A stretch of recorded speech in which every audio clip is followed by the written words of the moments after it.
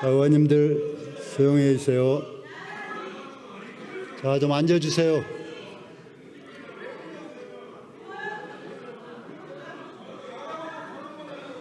이상범 의원님 발언하십시오. 예, 저 마무리 빼고 좀 하시죠. 뭐.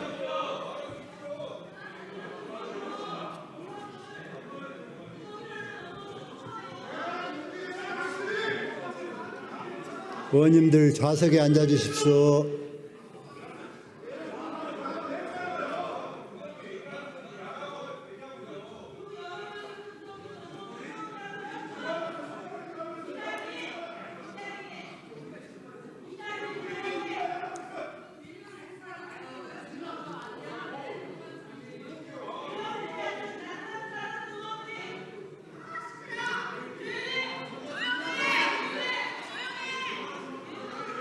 자, 의원님들 자정하시고, 자, 진행합시다.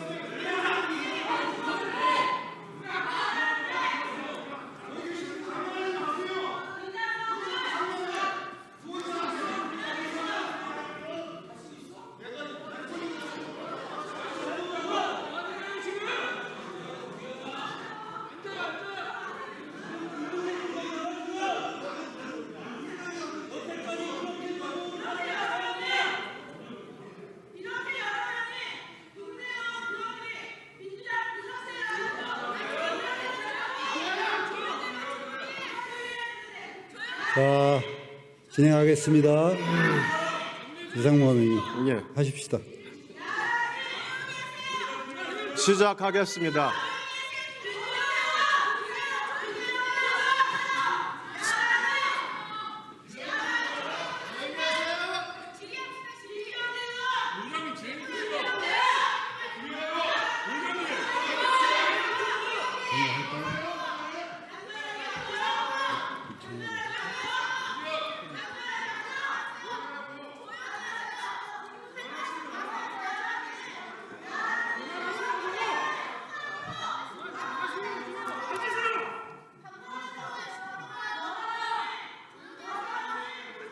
자, 의원님들 간곡히 호소합니다. 간곡히 호소합니다. 내 말 한마디가 또 시간을 지연시킵니다. 좀 힘드시더라도 조금 자정해 주시기 바랍니다. 좀 조용해 주십시오. 자, 의원님들. 자, 진행하도록 하겠습니다. 좀 조용해 주세요. 유상범 의원님, 발언해 주시기 바랍니다. 시작하겠습니다. 존경하는 국민 여러분, 이하경 부의장과 선배 동료 의원 여러분, 강원 홍천 횡성 영월 평창 국회의원 유상범입니다. 윤석열 정부 2년 11개월 동안 민주당은 무려 40번의 위헌 위법적 정치특검법을 발의했습니다. 불법 파업 조장법 등 41번의 반헌법적인 정쟁성 법안을 강행 처리하여 대통령의 제2요구권 행사가 불가피했습니다. 국정 마비를 노린 30번의 탄핵 수주안을 쏟아부었고 탄핵 심판을 받은 법무부 장관 등 10명은 모두 기각되었습니다. 그들이 직무정지된 기간만 무려 1547일에 달합니다.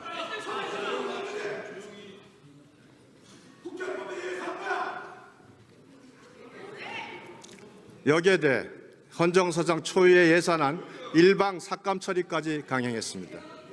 윤석열 정부 내내 민주당의 의회 독재가 우리 국회의 민낯이었습니다. 지난 4월 4일 윤석열 전 대통령이 파면됐습니다. 대통령 고리로 인한 국가 비상 상황에 처했음에도 불구하고 민주당은 여전히 정치적 이해 득실로만 따라 움직이고 있습니다. 대통령 지명 몫인 헌법재판관 2명을 지명하여 헌재의 구인 구성을 완성하려는 한덕수 권한대행의 적법한 권한 행사에 대해 또다시 재탄핵을 운운하며 겁박하고 국정 운영을 무력화시키려는 시도를 계속하고 있어 그 정당성에 대해 확인하겠습니다.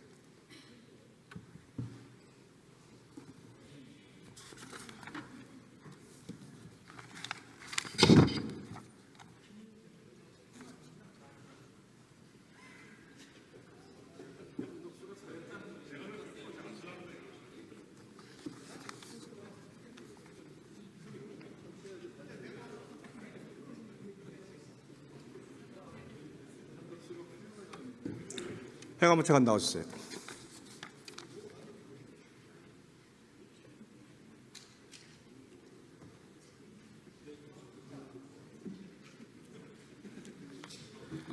예, 행안부 차관입니다. 네, 차관님.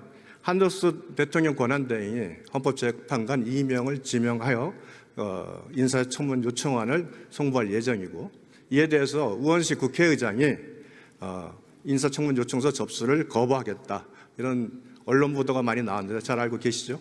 네, 언론에서 봤습니다. 이와 관련해서 저희 국민의힘 의원 질의에 대한 행안부 답변이 있습니다. 전자문서가 수신기관의 정보 시스템에 입력되면 해당 전자문서는 효력을 발생하며 수신기관 측의 문서 접수는 효력에 영향을 주지 않는다, 이렇게 되어 있습니다. 그 답변서 아시죠? 예, 행정업무 규정입니다. 예. 네, 그렇게 되어 있습니다.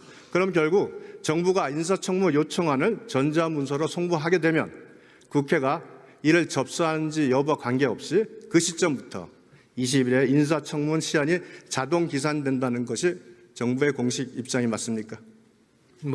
정부 행정부 내에서는 행정업무 규정을 적용이 되고, 또 국회인 경우에는 또 국회 사무관리 규정이 있습니다. 두 가지 규정이 똑같이 도달이 되는 즉시 효력을 발생한다고 되어 있습니다.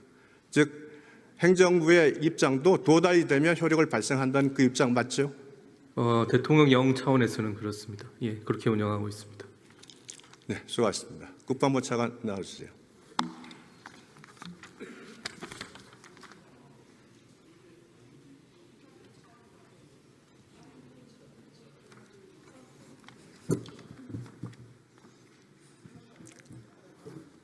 예, 차관입니다.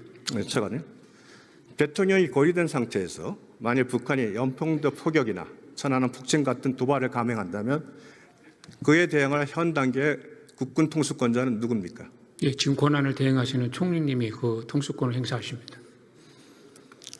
각각의 사안에 대해서 대응하는데 대통령 권한 대행이란 이유만으로 국군 통수권 행사에 제약이 있습니까? 현재 제약 없습니다. 제약 없죠? 예, 소위 소국적 현상 유지라는 이유로 거기에 대한 대응을 못한다면 결국은 국가 안보가 위태롭지 않겠습니까? 그죠? 그렇습니다. 대통령과 동일한 권한이 주어진다는 것에 대해 동의하십니까? 예, 통수권에 한해서는 대통령과 동일한 권한을 행사하십니다. 네, 수고하셨습니다. 외교부 차관 나와주세요.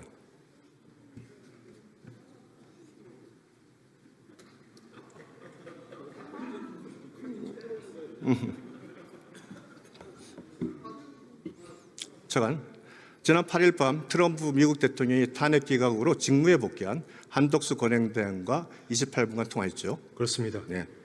국제무역 질서가 불안한 지금에 미국 등 외국과의 조약 체결이나 비준이 필요하다면 그 권한은 누구한테 있습니까? 대통령 거리 상태에서 대통령의 권한이 포괄적으로 위임되는 것으로 알고 있고, 그 권한 안에 조약 체결권과 외교권이 포함되는 것으로 이해하고 있습니다. 네. 그러니까 조약을 체결하고 비준하는 데 있어서 권한 대행이란 이유로 권한 행사에 한계가 존재합니까? 그 구체적인 사안과 국익에 따라서 결정할 분야라고 생각을 합니다. 그러나 기본적으로 포괄적으로 위임이 됐기 때문에 대통령의 권한 행사를 대행이 그대로 행사할 수 있다 그게- 하는 것이 외교부의 공식 이게 입장이죠. 헌법 취지인 것으로 알고 있습니다. 네, 수고하셨습니다. 법무부 장관 나와주세요.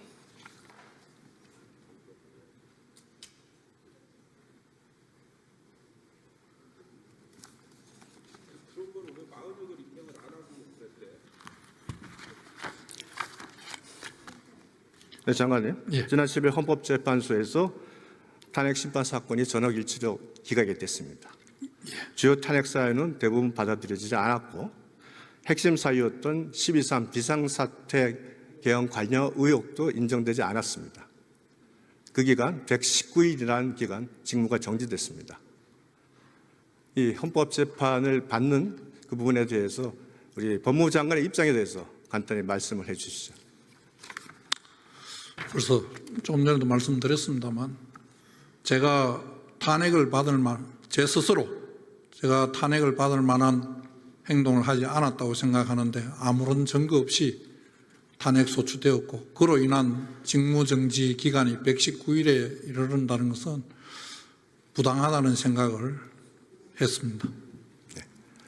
1997년 전두환 전 대통령에 대한 내란 사건이 비상계엄을 내란으로 인정한 사건입니다. 그 판례에서 내란 상태의 종료 시점을 1981년 1월 24일 비상계엄 해제 시점으로 판단하였습니다. 다시 말해서 비상계엄 해제와 함께 내란은 종결되었다는 것이 사법부의 최종 판단입니다.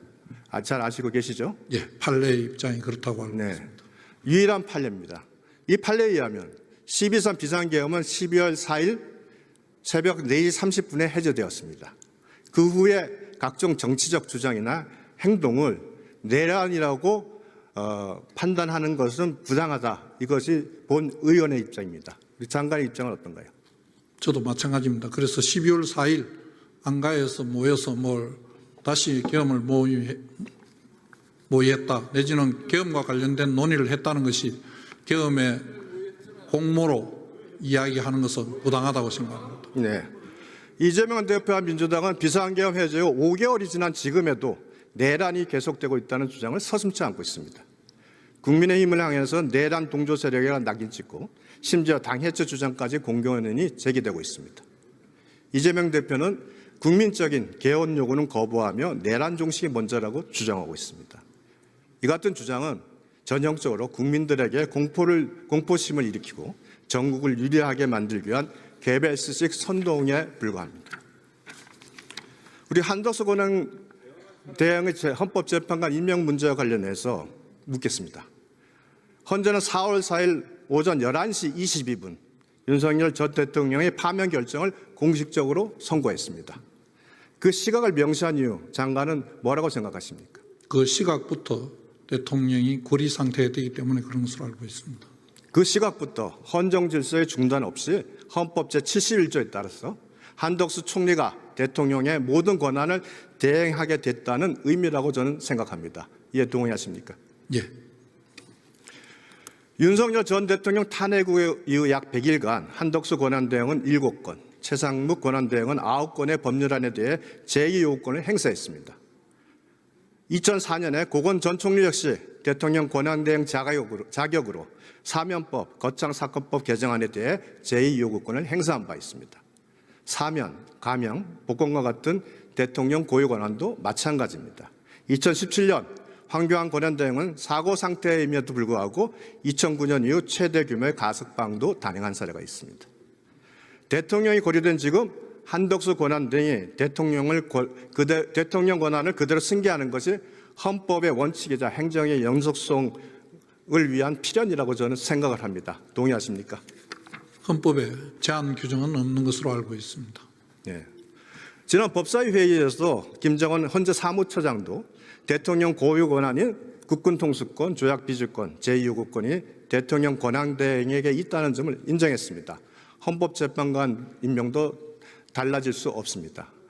법무부 차관도 고리 상태에서는 권한대행의 헌법재판관 임명이 가능하다는 입장도 밝혔습니다. 이 부분에 대해서 우리 장관께서도 동의하십니까? 예. 자, 우원식 국회의장이 헌법재판관 임명 지명과 관련하여 지난 11월 헌재 효력정지 가처분과 권한쟁의 심판을 청구한 거 아시죠?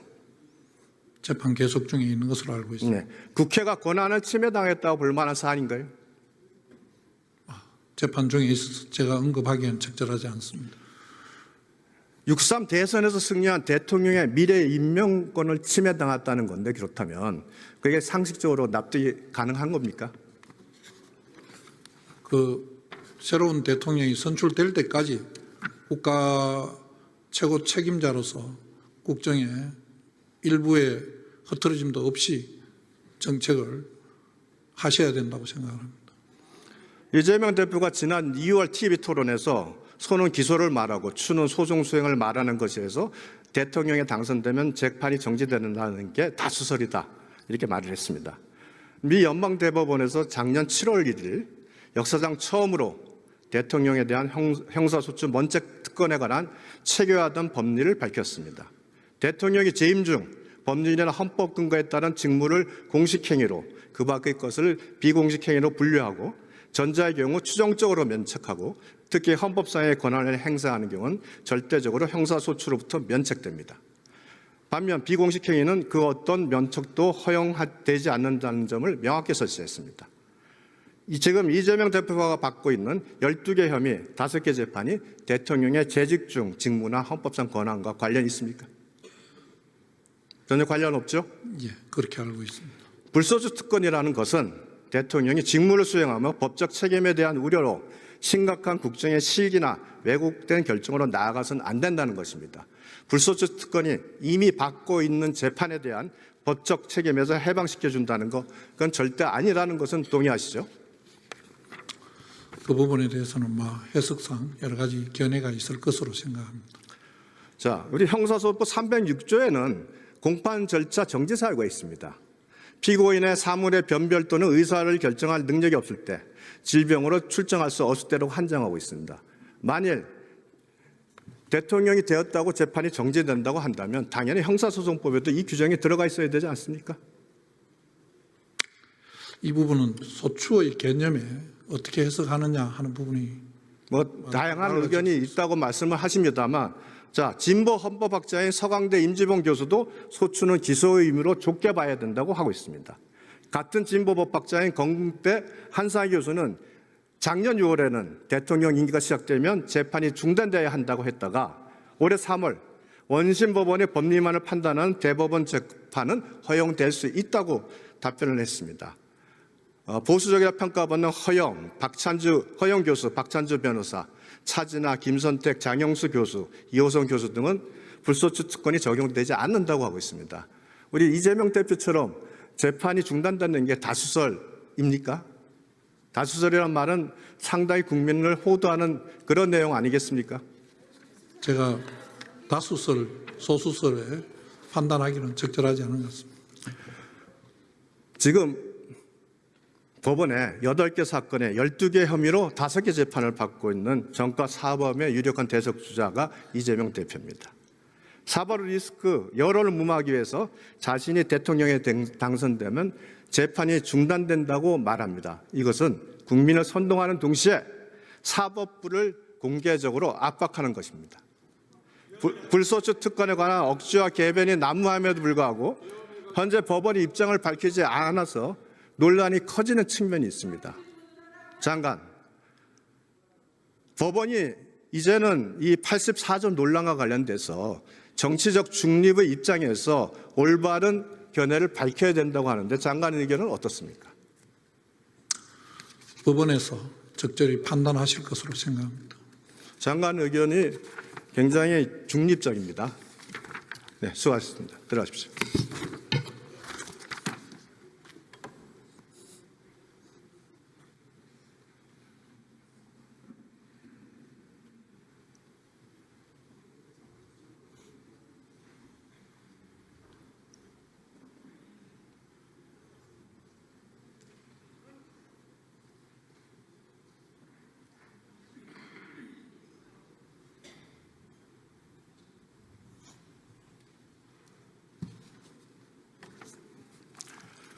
윤석열 대통령 탄핵 사태를 거치면서 개헌에 대한 국민적 요구가 분출되었습니다.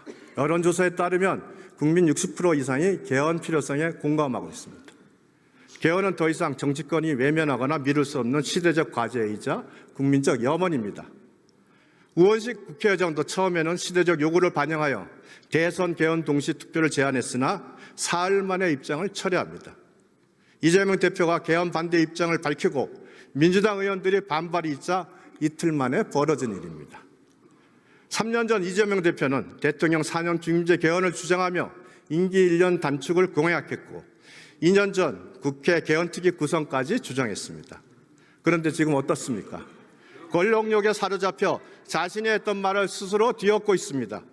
대통령 권한을 내려놓자던 사람이 이제는 그 권력을 독점하겠다는 속내를 숨기지 않고 있습니다.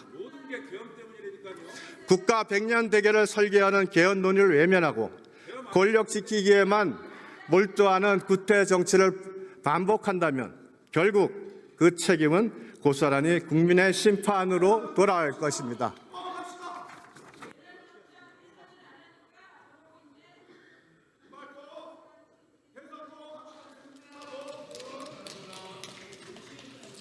유상범 의원 수고하셨습니다. 다음은 서울 강서갑 출신의 더불어민주당 강선 의원 나오셔서 질문해 주시기 바랍니다.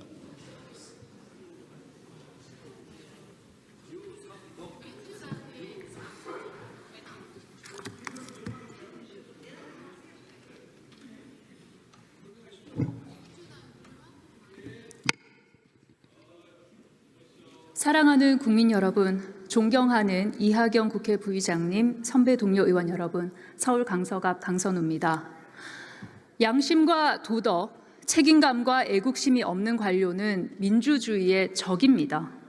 양심과 도덕, 책임감과 애국심이 없는 국회의원 또한 민주주의의 적입니다.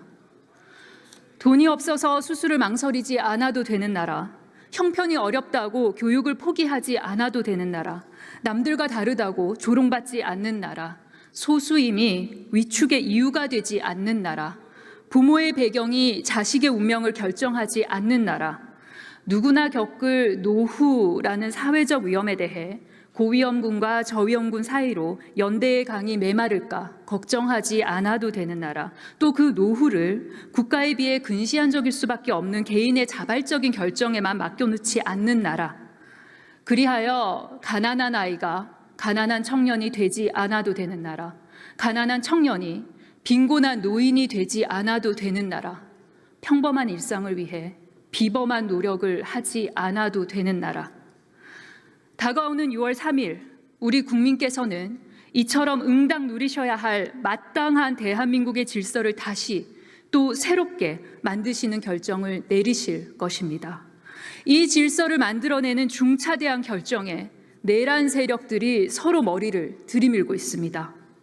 민주적 정당성을 잃은 임명권자로부터 임명받은 내란 정권의 강요들, 내란 동조를 넘어 주도를 한 내란 주도 정당 국민의힘, 이들 중 그 누구도 대한민국의 성장을, 복지를, 회복을, 미래를, 통합을 입에 담을 자격조차 없습니다.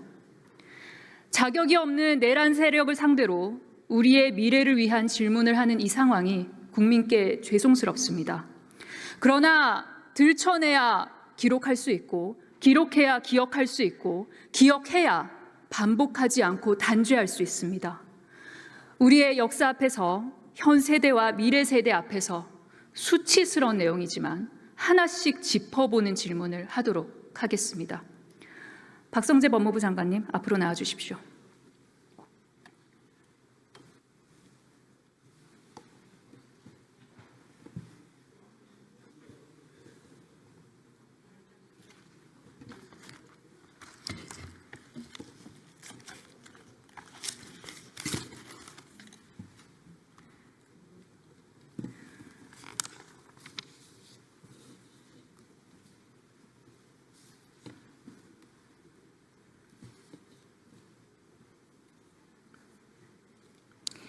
장관님, 예. 법 집행은 실질과 형식이 모두 공정해야 합니다. 즉, 법과 원칙에 따라 공정하게 처리하는 것도 중요하지만 국민의 눈높이에서 공정하게 처리되는 것으로 보이는 것도 매우 중요합니다. 누가 하신 말씀인지 아십니까? 저도 취임할 때 이런 말을 한 것 같습니다. 최근 일부 검사들의 정치 행위에 대한 외부의 시선이 매우 따갑습니다. 지금은 검사 스스로 자세를 가다듬고 사명감을 되찾아야 할 때입니다. 검사에게 부여된 막중한 사명을 가슴에 새기고 혼신의 힘을 다해 국민을 섬기고 국가에 봉사할 것을 새롭게 다짐했으면 합니다. 기억나십니까? 예.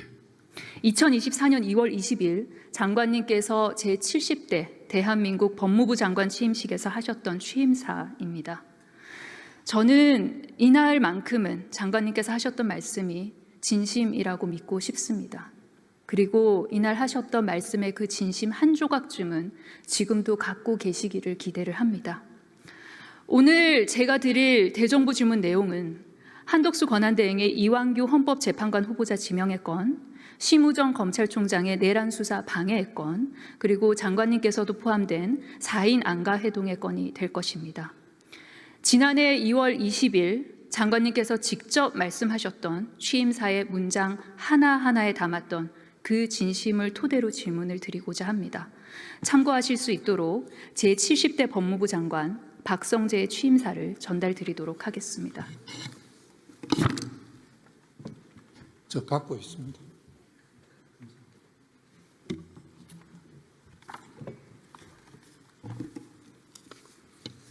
공직을 떠난 지 6년여 만에 국민과 국가를 위해 다시 헌신할 수 있는 소중한 기회를 부여받았다라고 하셨던 그 마음을 그대로 제 질문에 대답해 주실 것이라 기대해 보겠습니다.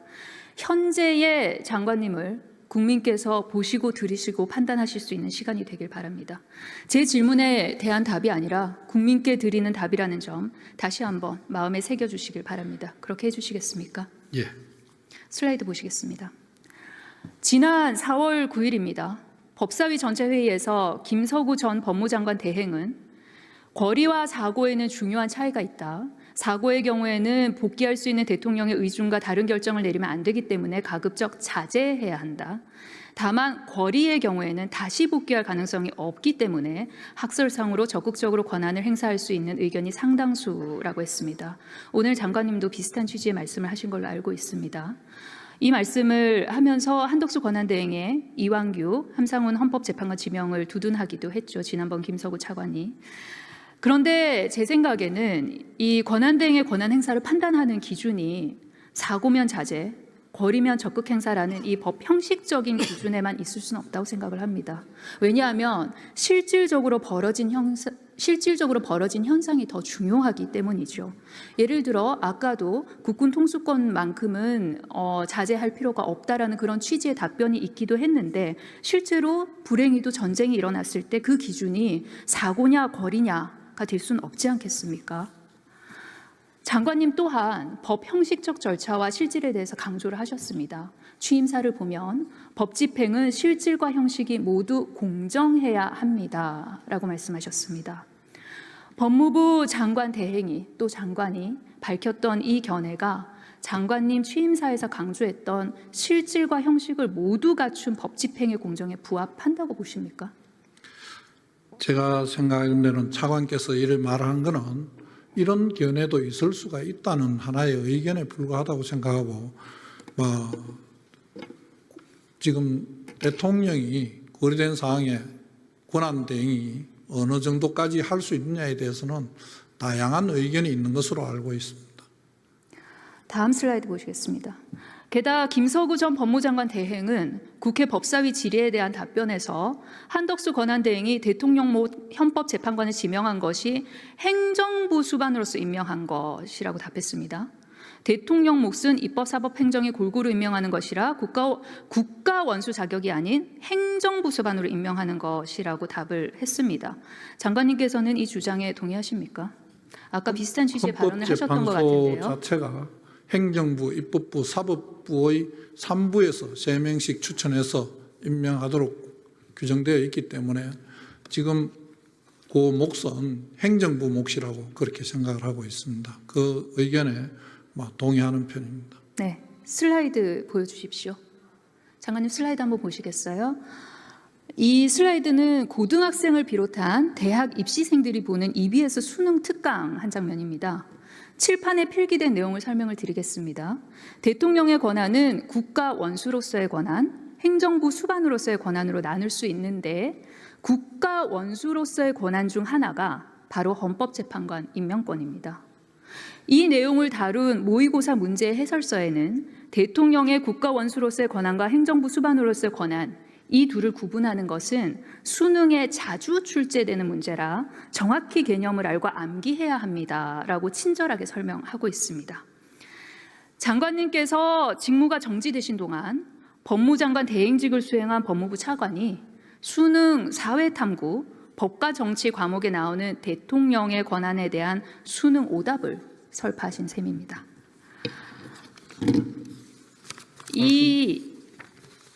제가 지금 보여드리는 거는 중학교 3학년 사회교과서입니다. 이 내용은 중학교 3학년 사회교과서에도 담겨있는 내용입니다. 보시면 행정부 수반으로서의 대통령 그리고 국가원수로서의 대통령 관련된 권한이 잘 설명이 되어 있습니다.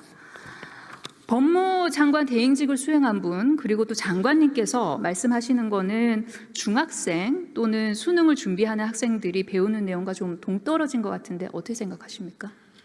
의원님께서 지적하시는 부분은 대통령이 입법부, 사법부에서 추천하거나 하신 분들도 임명하는 그런 면에서 보면 국가 원수로서의 자격에서 하는 게 맞습니다. 하지만 행정부 국회에서 3명을 추천하는 부분은 반드시 국가 원수로서 하는 것인지 행정부 수반, 행정부의 몫으로 하는 것인지 판단이 다르다고 생각합니다. 지금 그래서 그 사회책 내용에 저도 100% 동의하기는 어렵습니다.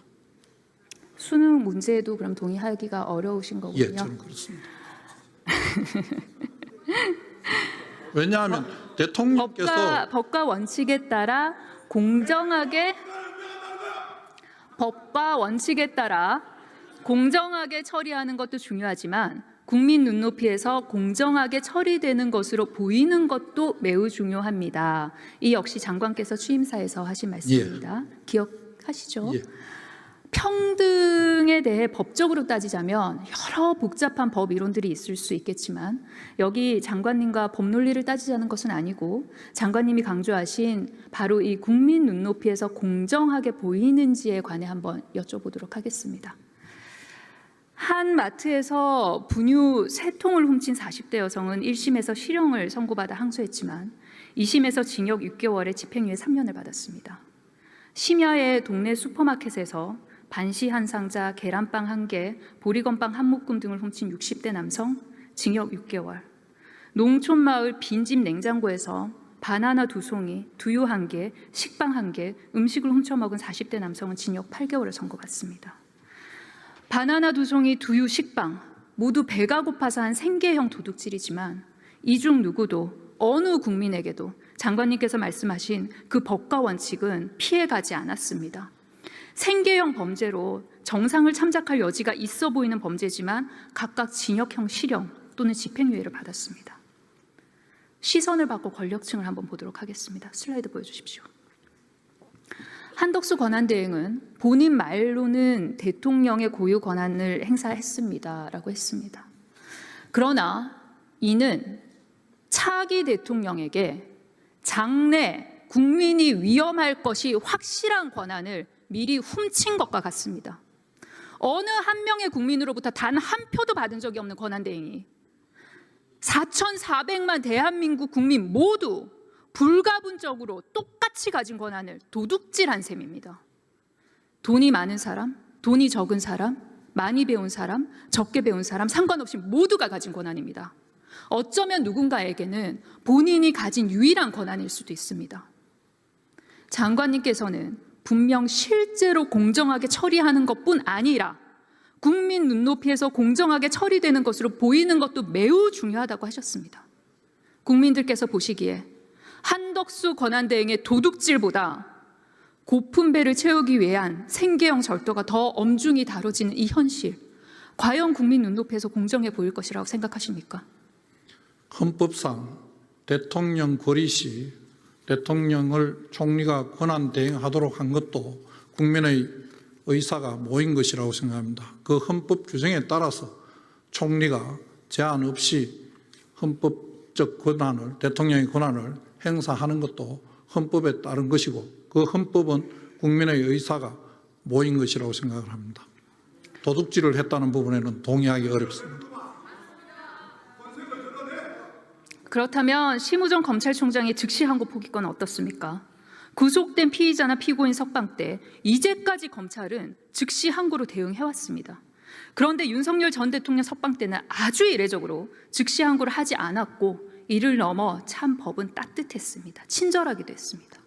이게 장관님께서 말씀하시는 국민의 눈높이에서 공정하게 보이는 법무 집행에 부합하는 처리라고 생각하십니까? 보석과 구속 집행 정지에서 헌법재판소와 대법원에서 그 즉시 항고를 했다고 석방하지 않는 것은 위헌이고 잘못되었다는 판결이 있습니다. 그래서 같은 조항에 있는 지금 구속 취소의 경우에 달리 해석한다는 것은 법원이 그 석방하라고 한 부분에 달리 해석해서 그 기본적으로 헌법재판소나 여기서 말한 그 불구속 상태로 재판하는 게 맞겠다 하는 그 내용에 반할 수도 있기 때문에 검찰에서 그런 판단을 하는 것이 아닌가 저는 그렇게 생각을 합니다. 제가 그 당시에 직무가 정지되어 있어서 지금 그 결정 내용에 대해서 구체적인 과정은 알지 못하지만 제가 생각하는 데는 그런 취지가 아닌가 하고 생각을 합니다. 국민의 눈높이에 맞다고 생각하십니까? 규정에 따라서 한 것으로 생각을 합니다. 헌법재판소의 그 조항 자체가 같은 조문, 같은 조항 내에 있던 것입니다. 그래서 일부만 위헌 결정이 돼서 조문을 바꾸고 그 나머지 구속 취소와 관련된 부분은 조문이 변경되지 않고 그대로 있었던 건데 취지는 똑같다고 생각합니다.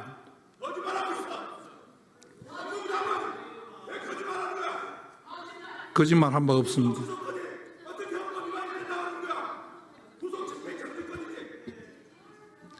거짓말한 바 없습니다.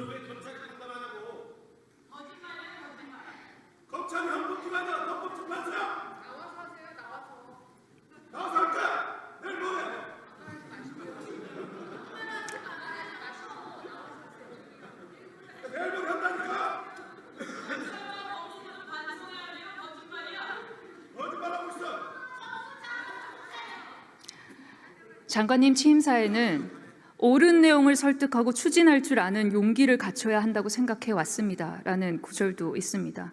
저는 계엄을 위한 국무회의 당시에 장관님께서 옳은 내용을 설득하고 추진할 줄 아는 용기를 갖추지 못했다고 봅니다. 그런데 적어도 이번 이완규 헌법재판관 지명에 대해서는 옳은 내용을 설득하고 추진할 용기를 갖춰주셨으면 합니다. 지명 철회를 건의하실 용기가 있습니까? 헌법재판소에 지금 사건이 계류 중인 것으로 알고 있습니다. 그 용기가 없다는 말씀이십니까? 그 판단을 헌법재판소에서 할 것으로 생각합니다. 저는 도대체 왜 장관님께서 대한민국의 법무를 관장하는 법무부 장관으로 이 자리에 서 계신지 알 수가 없습니다. 취임사를 보면 공직과 자신의 업무를 복짓는 기회로 여겨 자긍심을 가지라고 하며 법무부 공무원들을 격려하셨습니다. 그런데 제가 오늘 들어보니 복짓는 기회가 아니라 그간 죄짓는 기회로 삼으셨던 것 같습니다. 제발 대정부 질문이 끝나고 돌아가는 길에 제가 드렸던 본인의 취임사를 꼼꼼히 읽어보십시오. 공직을 떠난 지 6년여 만에 국민과 국가를 위해 다시 헌신할 수 있는 소중한 기회를 부여받았다라고 하셨던 그 취임사가 참 허망한 순간입니다. 들어가셔도 좋습니다.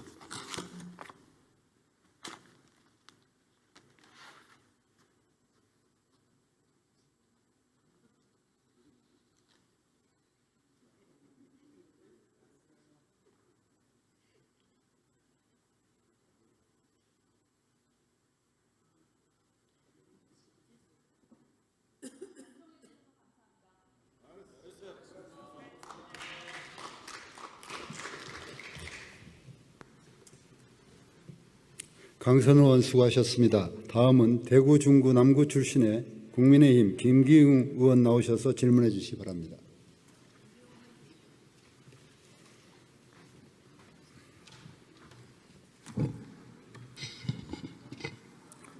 대구, 중구, 남구 국회의원 김기웅입니다. 바로 질의에 들어가겠습니다. 외교부 차관 나와주세요.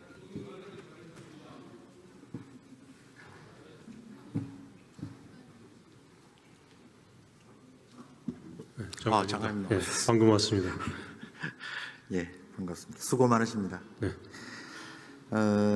저는 한미 정상 간 통화에 대해서 잠깐 여쭤보겠습니다. 네. 이번 통화가 시기적으로 보나 내용 면에서 한미 동맹 또 경제 협력 또 북핵 문제 등에 대해서 중요 현안에 대해서 양측 간에 소통이 잘 이루어졌고 또 미국 트럼프 대통령도 만족을 표시하는 등 나름 성과가 컸다라고 보고 있습니다. 전반적으로 이번 통화의 주요 내용이나 성과에 대해서 장관님께서 어떻게 판단하시는지 말씀해 주십시오. 방금 말씀하신 대로 내용이 충실하고 또 생산적인 대화였다고 생각하고요. 특히 트럼프 대통령이 만족스럽게 생각했던 통화를 해서 다양스럽게 생각을 하고 있습니다. 안보 문제뿐만 아니라 경제, 관세 문제를 포함한 경제협력 문제 전반에 관해서 주요 현안 그리고 앞으로 계획에 관해서 상당히 깊이 있는 대화를 하셨습니다. 네. 아까 저희 앞서서 질의하신 의원들께서 이번 통화 내용 중에 뭐 언론에 일부 흘렀습니다만은 권한대행의 대선 출마와 관련된 언급이나 유력 대선 후보 관련 얘기가 나오는 것을 놓고 좀 예민하게 반응을 하시고 거기에 또 이게 무슨 뒷거래가 있는 거 아니냐 이렇게까지 얘기하시는 분도 계셨는데요. 이런 상대국의 정치와 관련된 사안에 대해서 언급한다는 것은 사실 쉬운 일은 아니고 예민한 문제이기 때문에 조심스러움에도 불구하고 이번에 언급하신 거에 대해서 저는 그 의미를 새겨볼 필요가 있다라고 생각하고 있습니다. 일단 이 배경에 무슨 뒷거래가 아니라 트럼프 행정부의 우리 한국 정부에 대한 그리고 앞으로의 권력의 향배에 대한 어떤 부분이 작용하고 있는 것이 아닌가라는 추정을 해봅니다. 먼저 그래서 PPT 하나 보시겠습니다. 지금 보시는 게 트럼프 일기 관리들이 지난 문재인 정부 4년을 같이 했죠. 실제로 4년 동안 같이 일을 했는데 하고 나서 그에 대한 평가를 하고 있습니다. 22년, 24년 최근까지. 여기에 뭐 영킴 의원 등 좀 더 과격한 발언을 하신 분 표현은 굳이 하지 않더라도 대체적으로 내용을 보시면 일본과 우리 한국과의 관계에 대해서 좀 불편했던 점, 또 대북 정책이라든가 뭐 반일 감정에 관련된 부분들, 위에 있지만 평화를 향한 길에서 잘못 이끈 부분들, 뭐 여러 가지 표현들이 나오고 있습니다. 트럼프 행정부는 이번이 처음이 아닙니다. 우리 정부를 상대하는 게 두 번째고 지난 4년간 문재인 정부를 상대했던 경험을 가지고 있고 지금 가장 관심을 갖고 있는 것은 역시 중국 문제고 중국과 지금 대결이 격화되고 있지 않습니까? 향후 우리 정부, 출범할 정부가 중국에 대해서 혹은 일본에 대해서 어떤 태도를 가질지가 아마 큰 관심이 있으리라고 생각하고 있고 그런 점에서 저는 차기 대선에 대해서 언급한 것도 그러한 부분을 담은 중요한 함의가 있다라고 생각하고 있습니다. 장관님께서는 답변하실 사항은 아닌 것 같아서 질문 드리지 않겠습니다. 다음은 중국의 서해 구조물 관련해서 뭐 잘 아시겠습니다만 질문을 드리겠습니다. 이 중국 서해 구조물 관련해서 어업협정 위반이냐, 영유권 뭐 주장을 위한 뭐 사전 포석이냐 등등의 해석들이 나오고 있고 국민들 우려가 큰 것이 사실입니다. 이 전체에 대해서 우리 정부가 보다 강하게 대응했으면 좋겠다라는 여론도 있습니다. 장관님께서 앞으로 이 문제에 대해서 어떻게 대응해 나가실 건지 좀 밝혀주십시오. 1차적으로 왕이 부장하고 지난번 도쿄에서 한중 외교장관을 해뒀을 때 제가 이 문제를 먼저 거론을 했고요. 우리의 정당한 해양 권익이 영향을 받아서는 안 된다는 점을 분명히 단호하게 입장을 전달했고요. 여론이 상당히 민감하고 또 비판적인 여론도 걱정스러운 여론도 많이 고조되고 있다는 걸 잘 알고 있기 때문에 앞으로 우리들이 어떻게 단계적으로 실효적으로 대응할 조치 여러 가지 다양한 방안을 검토 중입니다만 지금 당장 뭘 어떻게 하겠습니다라고 말씀드리기는 어렵고요. 지난번 해양 조사한 것도 그에 대한 대응 조치의 일환이라는 점만 말씀드리겠습니다. 네, 전반적으로 지금 국제 정세 변화가 요동치고 있고 우리 외교부의 역할이 어느 때보다 중요한 시기인 것 같습니다.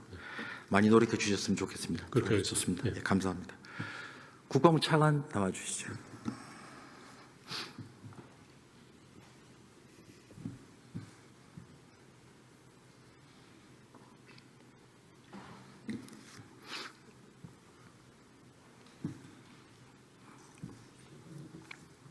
예, 차관입니다. 예, 차관님. 얼마 전에 북한군 10여 명이 MDL 침범했다가 저희 측 경고 사격 받고 돌아갔죠. 네, 그렇습니다. 이것이 북한이 의도된 도발이라고 생각하십니까? 아니면 우발적으로 일어난 일이다 이렇게 판단하십니까? 예, 저희가 뭐 의도된 도발의 가능성까지도 포함해서 다양하게 해서 거기에 대한 뭐 징후들을 파악을 하고 있습니다. 지금 저희 국내 상황이 좀 어렵고 또 국제 정세 변화가 워낙 요동을 치고 있고 러북 관계가 또 각별해지고 있는 사정 속에서 이런 일이 있다는 점에서 국민들께서 많은 걱정이 있으신 것 같습니다. 아울러서 지금 러시아 우크라이나 전쟁에 참전했던 이제 북한 여기에 이제 여러 가지 북한이 얻는 게 많은 것 같습니다. 전쟁 수행 능력이 올라가고 있다는 게 전반적인 평가인데 먼저 드론을 비롯한 현대적 경험이 늘고 있고 이게 북한의 전쟁 수행 능력을 올리고 있다라는 평가가 있는데 동의하십니까? 예, 그 관련된 사항에 대해서 저희도 확인하고 있고 관련 기관들과 관련 정보들을 좀 공유해가면서 분석하고 있습니다. 그리고 또 하나는 경제적으로 이제 우리 국방연구원 발표도 있었습니다만 큰 경제 효과가 28조가 넘는다 이런 표현도 있고요. 뭐 본의원이 단순히 계산해 봐도 1인당 월급이 2,000불만 해도 벌써 뭐 10,000명 넘는 사람들이 6개월간 가 있었기 때문에 쉽게 달러로 환산해 보면 현찰로만 한 2억 달러 정도는 일단 번 것 같고, 이 번 거를 민생에 쓰질 않고 오히려 뭐 핵 미사일 개발이나 핵 잠수함 개발 같은 동족을 이제 살상하기 위한 무기 개발에 투입하고 있다는 것은 참 개탄스러운 일이라고 생각을 합니다. 어떻게 생각하십니까? 예, 아직 뭐 거기에 관련된 정확한 뭐 관련한 첩보나 이런 것들을 저희가 뭐 획득한 건 없지만 그런 가능성이 충분히 있다고 저희도 분석을 하고 있어서 그런 거와 연계된 것들에 대한 저희 파악을 하고 있다는 말씀을 드리겠습니다. 북한의 대남 적화 전략에 대해서 한번 여쭤보려고 하는데요. 본 의원은 북한은 김일성 시대 이후로 대남 적화 전략을 포기한 적이 없고 기본적으로 한미합동 군사훈련 감축 내지 중단 이후에 주한미군 이전 배치 혹은 뭐 또 유엔사 해체, 평화협정 체결, 궁극적으로는 주한미군 철수가 그들이 소위 말하는 조선반도 평화 정착을 위한 10대 강령인 것 같은데 이것이 여전히 유지되고 있다고 보십니까? 아니면 노선의 변화가 있다고 보십니까? 저는 뭐 여전히 유지되고 있다고 평가하고 있습니다. 네, 같은 생각이고요. 그 중에서 가장 첫 단추가 되는 한미합동 군사훈련 감축 내지 중단에 지금 전력을 초점을 맞추고 있다고 생각이 됩니다. 그런데 본 의원님 말씀드리고 싶은 것 중에 하나, PPT 하나 올려주시죠. 이것은 이재명 전 대표께서 하신 말씀들을 좀 모아놨습니다. 보시면 뭐 다른 거는 놔두더라도 맨 밑에 보시면은 이게 지난해 1월에 북한이 미사일 도발했을 때 이제 최고위원 회의에서 하신 얘기인데 뭐 선대들 우리 북한의 김정일 또 김일성 주석의 노력들이 폄훼되지 않도록 훼손되지 않도록 애써야 할 것이다 이렇게 되어 있습니다.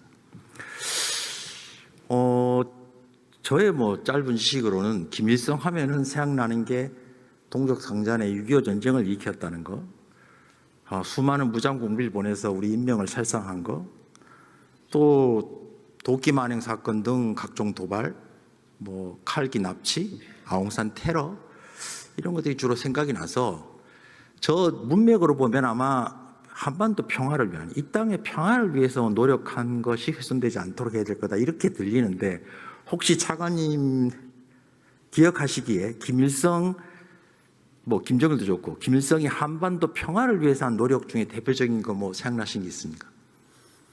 아마 그들이 평화를 가장한 어떤 행위들을 대남 전략들을 구사한 것들이 있고요. 그러나 그 이면에 저희들이 분석하는 것은 뭐 대남 적화 전략에 대한 것들은 김일성 이후에 그것들이 변화된 기준은 저희들은 식별하지 않고 여전히 유지되고 있다고 저희들은 평가하고 있습니다.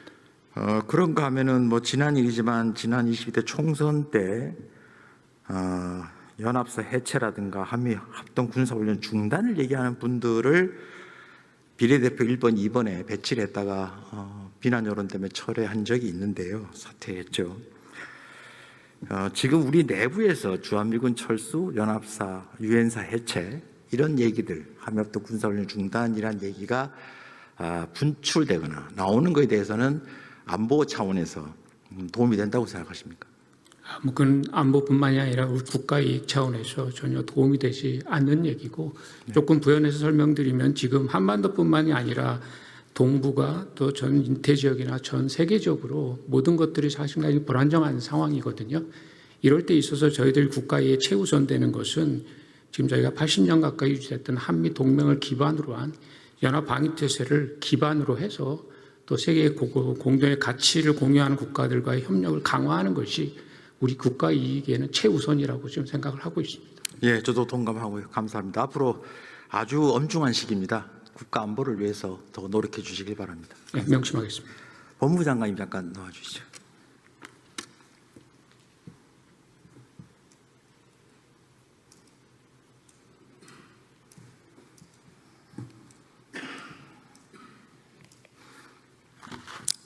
예, 장관님께는 그 형법 제98조 간첩죄 관련한 부분에 대해서 말씀을 드리려고 합니다.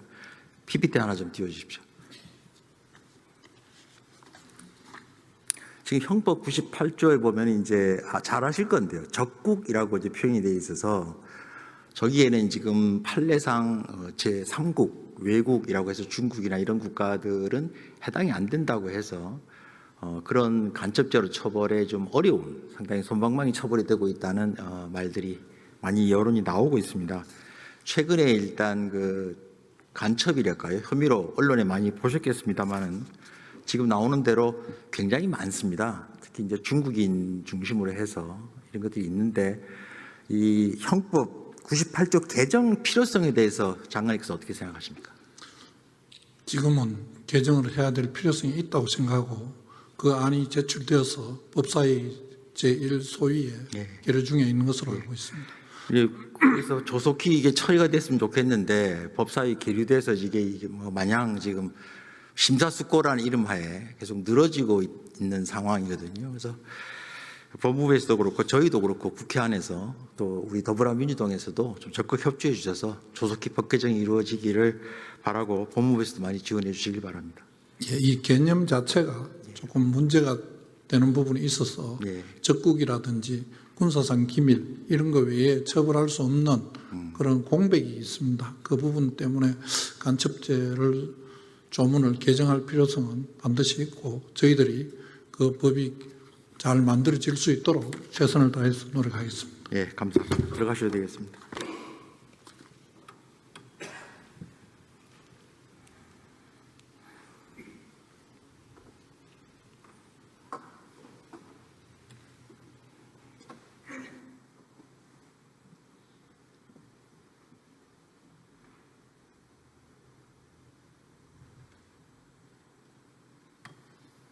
네, 존경하는 국민 여러분, 지금 국가가 안으로나 안팎으로 모두 매우 어려운 상황에 놓여 있습니다. 이렇게 어려운 상황일수록 우리가 우리의 근본을 찾고 우리의 정체성을 분명히 할 필요가 있다고 생각합니다.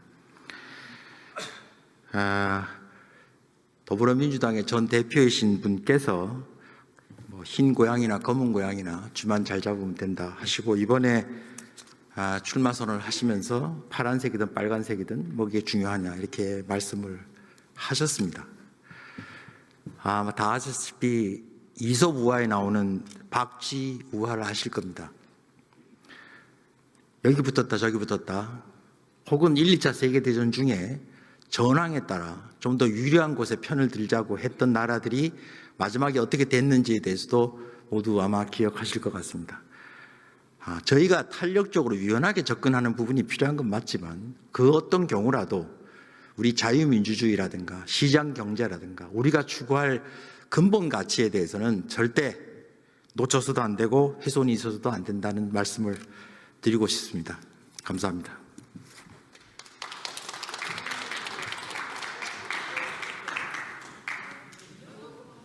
네, 김기웅 의원 수고하셨습니다. 다음은 인천 서구병 출신의 더불어민주당 모경정 의원 나오셔서 질문해 주시기 바랍니다.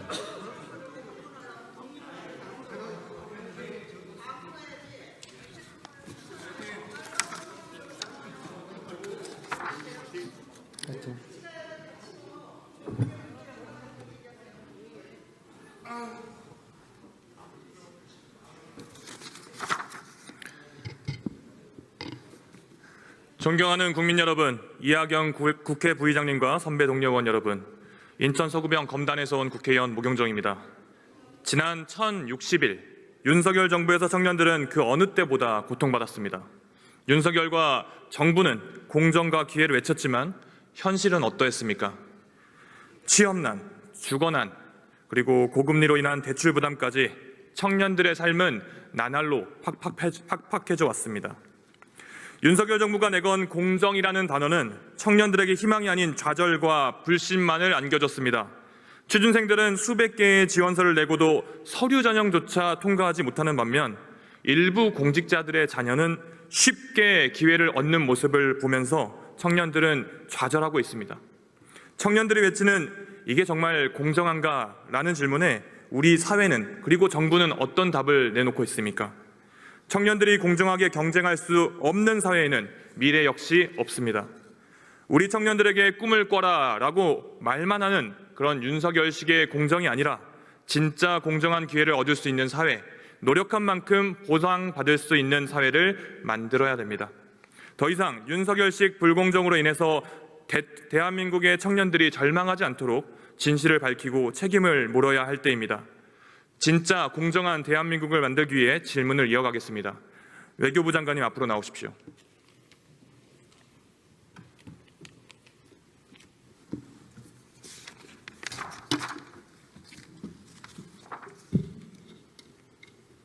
네.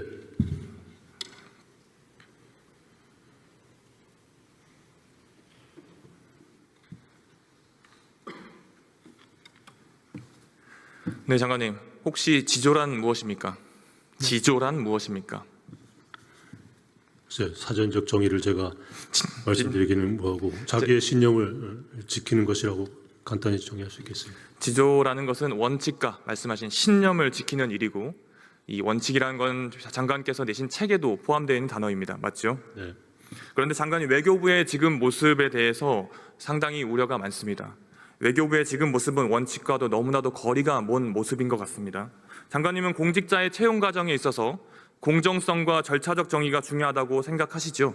중요하다고 생각합니다. 그런데 심우정 검찰총장의 딸 채용 과정은 왜 이렇습니까? 전공 분야, 학위 소지 여부, 경력사항 모두 엉망진창인데 채용이 됐어요. 심우정 검찰총장 딸이 취업한 이 공고 외교부에서 전공 분야 바꾼 거 맞죠? 네, 관련 사항 다 상세히 입장문을 발표했습니다. 그 절차에 따라서 했다고 하시는데 한번 PPT 보시겠습니다. 한 번도 그 전에는 공고 범위를 벗어나서 변경된 사례가 없습니다. 있습니다. 이게 지금 안에 보시면 국립외교원 외교안보소 연구원 채용 그 산하기관 단순 변경입니다. 포함되어 있는 내용에서 변경된 내용이고 자격증을 경력으로 한 내용 그런 내용들에 불과합니다. 이게 바로 심우정 총장 딸을 위한 맞춤 공고 아니겠습니까? 그렇지 않다는 건 여러 가지 이유를 들어서 설명을 상세히 했음에도 불구하고 그런 의혹이 있기 때문에 저희들이 스스로 감사원에 공익감사 청구를 했고 공수처가 수사를 하는 것으로 합니다. 네, 장관님 외교부에서 명백하게 밝혀질 것으로 생각합니다. 외교부 인사기획관실 있죠? 네. 인사기획관실에서 작성한 공무직 및 기간제 근로자 채용 매뉴얼 이번 준비하시면서 확인하셨죠? 뭐 자세한 내용 못 봤습니다. 보고는 받았습니다. 이것도 PPT 한번 보시겠습니다. 학위 수여 예정자를 최종 선발하는 것은 채용 비위에 해당한다. 공고에는 석사 학위 소지자, 그런데 심우정 검찰총장에 따른 석사 수여 예정자, 이 매뉴얼에 따르면 명백한 지침 위반 아닙니까? 공고일 기준이라고 공고문에 명시되어 있지 않은 것으로 제가 압니다. 이뿐만이 아니죠. 심 씨는 심우정 검찰총장에 따른 실무 경력을 35개월을 인정받았습니다. 그런데 이 중 상당 부분은 무급 인턴 그리고 연구 활동에 해당된다고 합니다. 외교부가 실무 경력으로 인정하지 않아왔던 내용인데요. 이번 채용에서만 실무 경력으로 일하고 판단한 이유가 뭡니까? 과거의 선례에 따랐고 관련된 사항에 대해서는 서울대에서 실무 경력으로 인정된 경력 증명서까지 받았기 때문에 2년 기한을 훨씬 넘긴 경력을 갖고 있는 것으로 확인돼 있습니다. 그렇게 대답하실 줄 알아서 이것도 PPT 준비했습니다. 이전에는 형광펜 칠해진 보시면 경력의 경우에는 근무 기간 및 담당 업무 등이 구체적으로 명시된 경우에 한해 인정된다. 이전에 인정을 하지 않아 왔습니다. 그런데 심우정 검찰총장 딸 심 씨 어떻습니까? 비정상적인 학력 인정, 경력 인정으로 통과한 서류 전형에서도 1등이 아니었습니다. 그런데 면접에서 또 만점을 줘요. 그것도 소수점 단위까지 경쟁을 해가지고 최종적으로는 1등을 만들고 채용을 시켜줍니다. 그렇지 않습니다. 서류 전형은 대상자 통과하는 전형이고 면접시험과 필기시험이 성적 기준의 근거고요. 거기서 1등한 것으로 제가 압니다. 그러니까요. 그 말씀을 드리는 겁니다. 기본적으로 그때 서류 전형 평가위원을 우리가 살펴보니까 3명 중에 2명이 대통령 경호처 그리고 국민통합위원회 파견 이력이 있던 인물들입니다.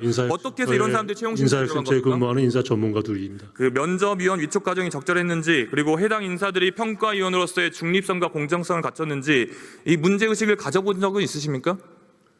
이 문제가 알려지기 전까지는 제 어텐션까지 들지 않았던 사안인데 외교부와 국립외교원이 그동안의 채용 관련 규정에서 젊은 청년 세대의 그런 민감성을 잘 알기 때문에 최대한 투명하게 공정하게 하기 위해서 노력해왔습니다만 이러한 의혹이 있기 때문에 객관적인 판단을 받기 위해서 감사원 청구를 했습니다.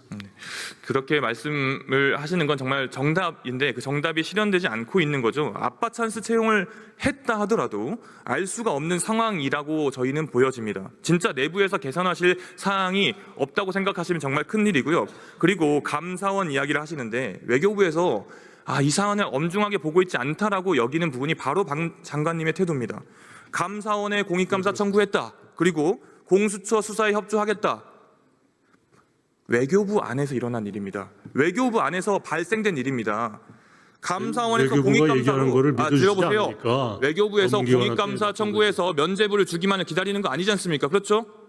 그렇지 않죠. 객관적인 사실 판단을 해달라고 청구한 겁니다. 객관적인 사실 판단을 해달라고 청구하기 전에 외교부에서 먼저 그 움직임이 있어야 되는 거 아니냐고 묻고 있는 겁니다. 이미 저희들이 조치를 취했음에도 불구하고 의혹을 갖고 계시기 때문에 그 의혹을 제3자인 객관적인 기관에서 판단해달라고 청구를 한 거라는 말씀을 드리고 있습니다. 책임이란 것은 남이 지워주길 기다리는 것이 아니라 스스로 밝히는 겁니다. 스스로. 진짜 문제 있다고 생각을 했다면 외교부의 첫 대응이 변명이 아니라 사과와 책임자 조사를 먼저 시작을 했어야 됩니다. 처음에 아니라고 잡아떼실 때는 국회에 제출하던 이 자료가 없었던 게 아니지 않습니까? 그리고 살펴보니까 한국에서 태어나고 한국에서 자라서 학위까지 받은 사람이 한국어가 서툴르다라는 이유로 떨어지고 그리고 나서 심 씨가 한국어가 합격했습니다. 그 서툴러서 이유가 아니라 뭡니까? 네. 사실관계의 표현의 정확성과 논리적인 전달력에 부족함이 있다는 게 판단이 돼서 하급 판정을 받은 것으로 합니다. 한국어가 서투르다라는 지점이 한국어가 서투르다는 얘기를 저희들이 공식적으로 한 적이 없습니다. 심우정 검찰총장 그 특혜 채용에 대해서 이렇게 방금 여러 가지 답변을 정말 열심히 하셨지만 국민들의 눈높이에 맞지 않은 그리고 국민들이 의혹을 가질 수밖에 없는 상황이란 건 인정을 하시는 거죠? 그렇기 때문에 저희가 감사원 청구를 했다는 말씀을 드렸고요. 앞으로도 제도상 흠결이 있거나 부족함이 있으면 계속 개선하겠다는 의지를 저희 분명히 말씀드립니다. 그 부분에 대해서 국민들에게 사과의 뜻으로 받아들여도 되겠습니까? 객관적으로 판정이 그렇게 나오면 사과하겠습니다. 그리고 근데 그렇게 객관적으로 나오면 사과하겠습니다라는 말을 아까 제가 말했던 이 시대의 청년들의 눈을 보고 그렇게 말씀하실 수 있겠습니까? 그 채용에서 떨어진 사람에게 그 채용에서 심시 때문에 떨어진 사람에게 지금처럼 두 눈을 바라보고 말씀하실 수 있겠습니까? 그러니까 결론이 그렇게 나오면 사과드리겠습니다. 어학인증 시험을 한번 보는데 얼마 드는지 혹시 아세요? 어학인증 토플을 한번 얼마 듭니까? 모르겠습니다. 토플이 한번 보는데 30만 원 정도 듭니다. 아시겠지만 외교부 특성상 그런 어학인증 시험이 많이 필요한데요. 이런 한 번에 30만 원 드는 이런 시험 한 푼 두 푼 아껴가지고 채용 과정에 임하고 있는 게 이 시대의 청년들입니다. 그리고 외교부에 들어가고 싶어하는 청년들입니다. 그런데 이 수백 명 중에 단 한 명이 뽑히는 그런 자리에 누군가는 기관이 기준을 바꿔준 게 아니냐, 알아서 채용시켜준 거 아니냐, 이런 의혹이 나오는 것 자체가 말이 안 되는 거라고 생각합니다. 그래서 외교부가 그리고 장관님께서 조태열이라는 장관께서 청년들에게 제시하는 원칙과 공정이 이렇게 돼서는 안 된다고 생각을 합니다. 취임사에서 청년들에게 해외에 나가서 꿈을 펼쳐라 라고 말씀하신 걸로 알고 있습니다. 근데 청년들이 어떻게 받아들이냐면 외교부 채용은 아빠 찬스로 들어올 사람이 정해져 있으니까 우리는 해외 나가서 일자리 알아보라는 거구나 이렇게 들립니다. 그렇게 상실감을 줘서야 되겠습니까? 안 될 거라고 생각합니다. 장관님께서도 아까 말씀하신 것처럼 공익감사 청구 이런 내용을 더 넘어서서 외교부 자체에서의 자정 노력과 반성과 그리고 사과가 먼저 필요하고 그 부분에 대해서 충분히 해주실 거라고 믿습니다. 장관님 들어가 주셨습니다. 네, 고맙습니다. 법무부 장관님 나오십시오.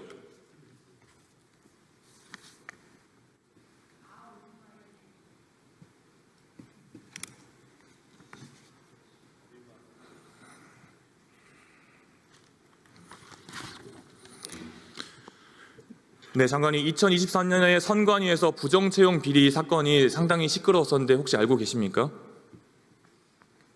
제가 구체적인 내용은 모르겠습니다만 평가표 삭제가 됐고 기준이 변경됐고 내부 채용 규정도 무시하고 선관위에서 채용을 해서 아주 난리가 났거든요. 가장 최근에도 선관위에서 이 채용 비리 관련해서 이야기들이 많이 나왔어요. 알고 계시죠? 수사 중에 있는 것으로 알고 네, 검찰 수사를 하고 있습니다. 그러면 국가기관들의 이런 채용 비리에 대해서 어떻게 생각하십니까? 정확하게 이루어져야 된다고 생각합니다. 당연한 말씀이시죠. 그런데 지금 외교부 사건에 대한 이 내용, 선관위 사건과 다를 게 뭐가 있는지 의문입니다. 이건 누가 보더라도 권력형 채용 비위가 의심되는 사건입니다. 국민 앞에서 수사 의지를 좀 명확하게 밝혀주십시오. 벌써 많이 외교부 장관께서 말씀하셨지만 공수처에서 이미 수사 중에 있고 외교부에서 잘못이 있으면 밝혀달라는 취지로 감사원에 고인감사 청구를 해두고 있는 그런 상황이라서 그 내용에 따라서 저희들이 직접 감찰을 하든 수사를 하든 진행될 것이라고 생각합니다. 다른 주제로 질문 한번 드려보겠습니다. 계엄 다음 날인 12월 4일부터 지난 2월 말까지 공공기관의 인사 공모만 53건, 53건 있었다고 해요. 알박기 인사 이야기가 많이 나오고 있습니다. 근데 알박기 인사에 가장 우려되는 조직이 어디냐 하면 검찰 조직입니다. 검찰 조직이 6월이면 이제 새로운 정부가 구성되는데 그 전에 검찰에 대한 인사에 대해서 질의하실 생각 있으십니까? 제가 인사의 필요성에 대해서는 항상 장관으로서 고민하고 언제 어떤 방법을 하는 게 좋은지 고민하고 연구하는 것이 장관의 임무라고 생각을 합니다. 검찰 조직 인사를 하다 보면 윤석열과 가깝고 윤석열과 동조했던 검사들이 윤석열을 수사해야 되는 상황이 벌어질 수도 있습니다. 이게 올바른 상황이 아닙니다. 윤석열 수사에 대비한다는 그런 오명을 가지면 안 되지 않겠습니까? 제가 구체적으로 금명하긴 그렇습니다만 친한, 친윤 했던 사람들이 꼭 그렇게 수사를 했는지 어느 한쪽 편을 들어서 수사를 했는지 잘 살펴볼 필요가 있다고 생각을 하고 누구 편이라고 검사가 어떤 정치적 성향을 띠고 수사를 하는 것은 옳지 않다고 생각을 합니다. 그런 일은 없어야 된다고 생각합니다. 꼭 그 말대로 해주시면 좋겠습니다. 장관님, 법무부가 위헌정당 해산심판 청구할 수 있게 되어 있죠? 지난번 한 번 한 것으로 알고 있습니다. 과거 위헌정당 해산 사례를 살펴보면 민주적 기본 질서에 위배되는지를 기준으로 해산 여부를 결정을 했었습니다. 이번 윤석열 전 대통령 탄핵 심판에서 국회에 군을 투입하고 국회의원 체포 시도하고 중앙선관위 위법적인 압수수색했다는 사실관계가 인정이 됐습니다. 명백한 내란 행위이자 민주적 기본 질서에 위배되는 행위입니다. 그런데 아직 이런 내란 수괴가 1호 당원인 그런 정당이 있습니다. 바로 국민의힘입니다. 국민의힘은 내란을 동조하고 조장했습니다. 자신들의 당대표조차 체포된 그런 상황이었고 국회에 군인들이 유리창을 깨고 침입했는데도 내란 특검 조직적 부결, 헌법재판관 임명 방해 이런 위헌적 비상계엄의 정당성을 옹호한 정당입니다. 장관님, 명백하게 민주적 기본 질서를 위배하고 있는 거 아니겠습니까? 내란죄로 단정하시는 부분은 아직은 재판 계속 중에 있어서 무죄 추정의 원칙과 반하는 것으로 생각합니다. 재판 결과를 지켜봐야 될 것으로. 그리고 그 말씀은 내란죄로 인정이 되면 위헌정당 해산 신청을 할 수 있다라는 말씀으로 제가 받아들여도 되겠습니까? 여러 가지로 그 한 가지만으로 판단할 게 많이 따져보고 지난번 위헌정당 심판 청구 때도 많은 연구와 준비를 한 것으로 알고 있습니다. 법무부에서 명확하게 입장을 밝히시고 더 적극적으로 움직여야 국민들의 삶이 더 안정될 것 같습니다. 들어가셔도 좋습니다. 행정안전부 차관 나오십시오.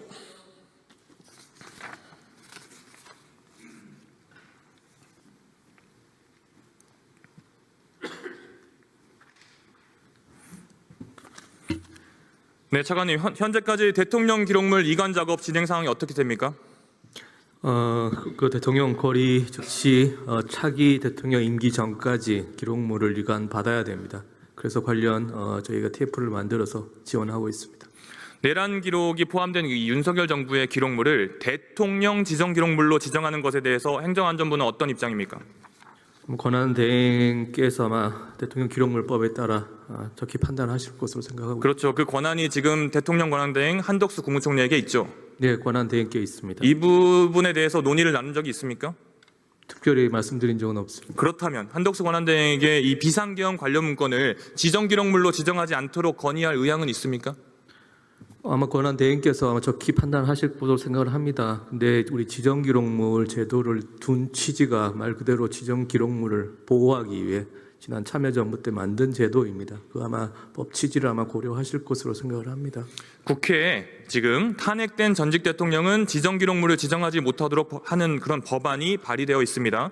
행정안전부의 입장은 그렇다면 이 법안에 대한 입장은 어떻습니까?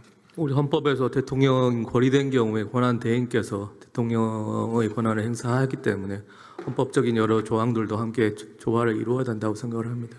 지금 이명박 박근혜 정권의 기록물을 은폐했다라는 의혹이 있는 그런 신임 대통령 기록관장 임명 같은 상황이 벌어지고 있어요. 국민들이 우려를 너무 많이 하고 계시는데 행정안전부가 국민 편에 서서 판단을 내리기를 바랍니다. 그렇게 해주시겠습니까? 예, 수고하겠습니다.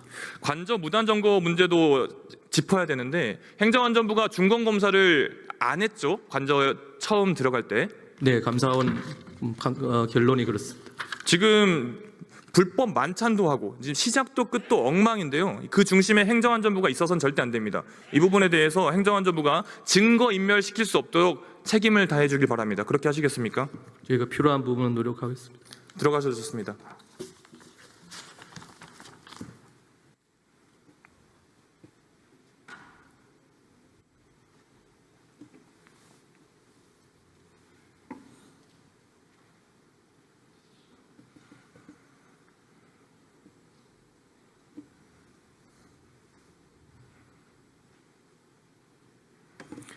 지금 이 자리에 계신 모든 공직자의 자리는 국민이 있어서 존재하는 것입니다. 여러분의 모든 권한은 국민으로부터 온 것입니다. 그 권한으로 지켜야 하는 것은 국민입니다. 청년들의 기회를 지키고 국민의 권리를 보호해야 합니다. 특권과 반칙이 아닌 공정한 규칙을 지켜야 합니다. 윤석열은 윤석열식 특권이 남아 있습니다. 청년들의 기회를 빼앗고 약자들을 아직도 유린하고 있습니다. 그 불공정 바로잡겠습니다. 특권과 반칙이 통하지 않는 그런 사회를 함께 만듭시다. 국민 모두가 자신의 노력으로 인정받는 나라 모두가 함께 만들어 갑시다. 감사합니다.